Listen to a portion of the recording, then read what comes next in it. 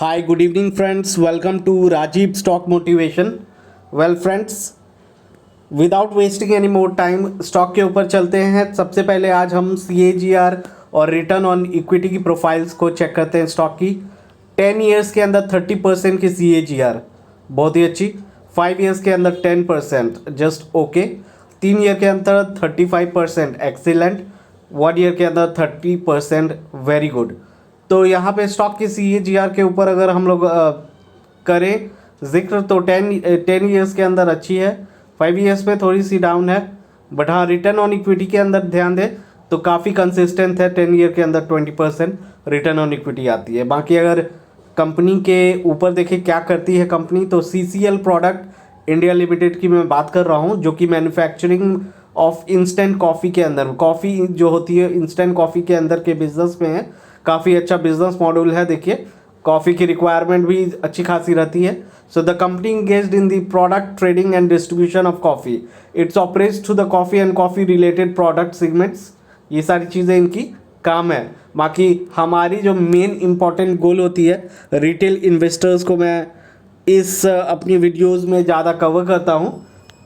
तो retail investors की जो मेन ऑब्जेक्टिव्स होती है वो होती है रिटर्न, कि मुझे रिटर्न कितना मिलेगा, मिल रहा है, ये सारी चीज़ें। तो लास्ट के अगर पास्ट के परफॉर्मेंस पे आए तो रीसेंट टाइम्स में अच्छी पिक हुई है CCL प्रोडक्ट्स लिमिटेड के अंदर में।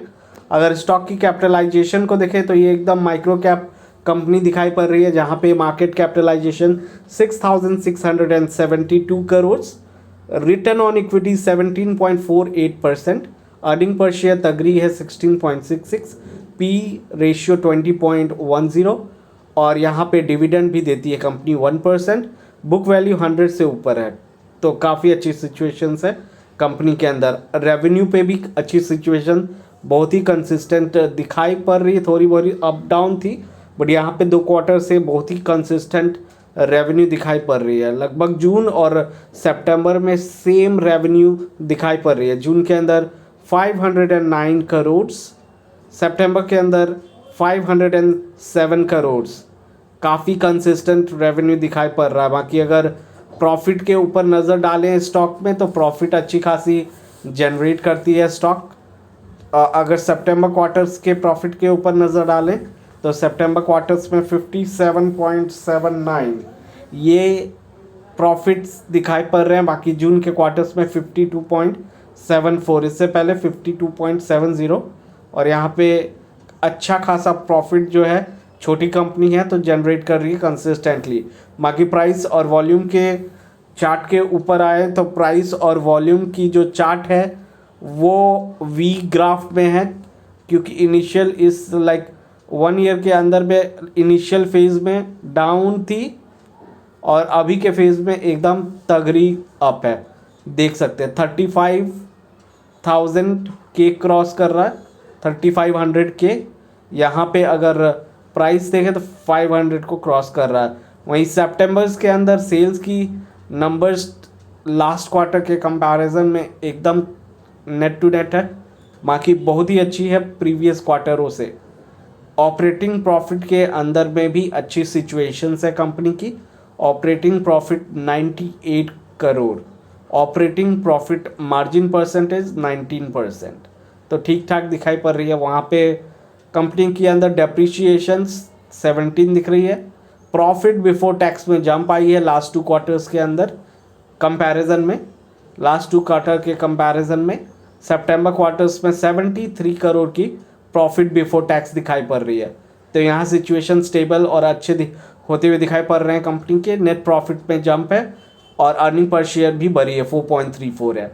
बाकी अगर डिविडेंड पे ध्यान दें पर्टिकुलरली तो डिविडेंड कंपनी की 1% है। तो मान लीजिए अभी एग्जांपल के तौर पे मैं ये समझाने की कोशिश कर रहा हूँ, मान लीजिए अभी प्राइस 500 है, 1 साल के बाद प्राइस अगर बढ़ता है 1000 हो जाता है, तो आपको अभी जैसे डिविडेंड 1% मिल रहा है तो उस समय आपकी डिविडेंड यील्ड 2% हो जाएगी ना। Return on capital employed, return on equity, all good.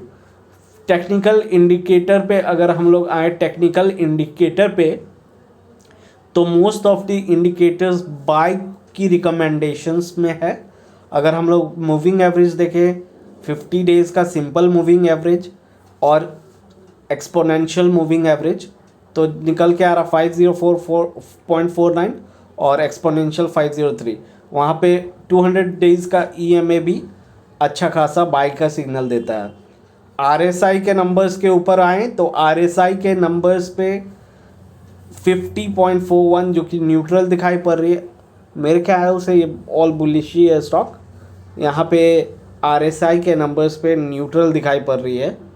बाकी स्टॉक में बहुत अच्छा खासा दमखम है, लॉन्ग टर्म के लिए डेफिनेटली जाना चाहिए अगर कोई जाते हैं तो।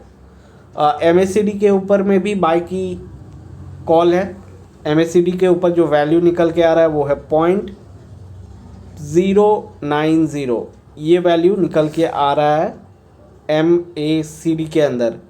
बाकी situations is all favourable in this. बाकी अगर हम लोग शेयर होल्डिंग पैटर्न्स के ऊपर नज़र डालें तो शेयर होल्डिंग पैटर्न्स के अंदर सितंबर क्वार्टर्स में प्रमोटर्स की शेयर होल्डिंग कंसिस्टेंटली बनी हुई है। FIS की होल्डिंग्स बढ़ी है, वहीं DIs की होल्डिंग भी कंसिस्टेंट है, वहीं पे पब्लिक भी लगभग कंसिस्टेंट है। तो यहाँ होल्डिंग्स में ज़्यादा कुछ वैसे उतार चढ़ाव नहीं हुए, बस FIS ने बढ़ाई है होल्डिंग्स, तो ये एक अच्छी साइन है। बाकी अगर कंपाउंडेड सेल्स ग्रोथ पे नज़र डालें तो करंट ईयर्स में काफ़ी अच्छे कंपाउंडेड सेल्स ग्रोथ हो रहे हैं। तो करंटली देखिए करंट सिचुएशंस पे क्या सेटअप है उस पर ध्यान देना ज़रूरी है। तो करंट लेवल पे compounded sale growth, compounded profit अच्छी खासी चल रही है कंपनी की। बाकी आप कमेंट करके बताएं कि आपको कैसा लगा वीडियो, और चैनल पे नया है तो काइंडली प्लीज़ सब्सक्राइब करें, क्योंकि आपका जो मोटिवेशन है आपके सब्सक्रिप्शन से ही हमें मिलेगा। So thanks for watching once again. और अगर आपको इसके ऊपर स्टडी करें तो प्रॉपर स्टडी करके अपने जो एडवाइज़र हैं उसका सलाह लेकर आप एंट्री कर सकते हैं। थैंक्स।